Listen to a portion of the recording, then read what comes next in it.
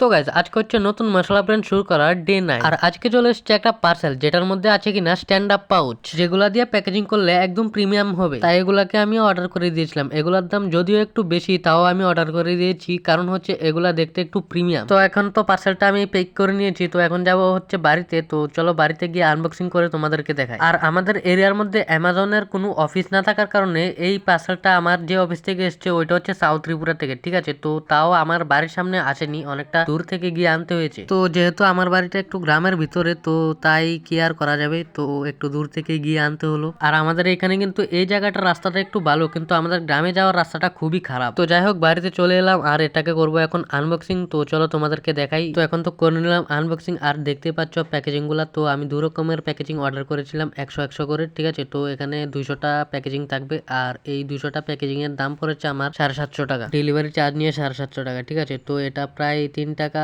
80 পয়সা করে পড়েছে একটা পাউচের দাম। তো এটার উপর আবার স্টিকারিং এর খরচ আছে, তো প্রায় 5 থেকে 6 টাকা বা 7 টাকার মতো পড়ে যাবে একটা প্যাকেজিং এর দামই, ঠিক আছে। তো সবসময় তো এই প্যাকেজিং গুলা ইউজ করতে পারবো না, তো এগুলা জাস্ট এখন ট্রাই করছি, ঠিক আছে। তো যদি এই প্যাকেজিং গুলার মধ্যে ভালো রেসপন্স পাওয়া যায় তাহলে এগুলা বেশি করে আনাবো, ঠিক আছে। তো বেশি করে আনালে দাম একটু কম পড়বে। আর এটা হচ্ছে আমাদের সিলিং মেশিন। আর এখানে দেখতে পাচ্ছ আমি কয়েকটা প্যাকেজিং করে ট্রাই করছি যে প্যাকেজিং গুলা কিরকম লাগে, ঠিক আছে। তো এখানে দেখতে পাচ্ছ আমি রাজমা ঢুকিয়েছি। তো কেমন লাগছে প্যাকেজিং গুলা বলতেই পারো, ঠিক আছে। তো আর আমরা কিন্তু এগুলোর মধ্যে স্টিকার লাগাবো, যেটার মধ্যে আমাদের লোগো, নাম সবকিছু থাকবে, ঠিক আছে। তো আজকের জন্য এতটুকুই। তো চলো দেখা হচ্ছে আবার পরের ভিডিওতে খুবই তাড়াতাড়ি।